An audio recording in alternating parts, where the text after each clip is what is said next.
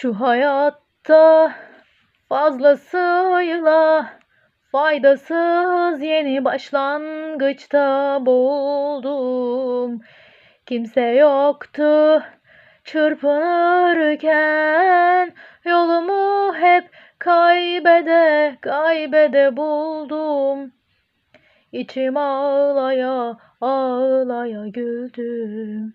Eşi dostu bir de zor günümde gördüm. Ve ihanetin her halini tattım sayfalarca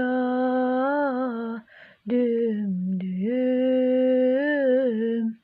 Yine de yetmedi sözüm, bu yüzdendir bu kördüğüm.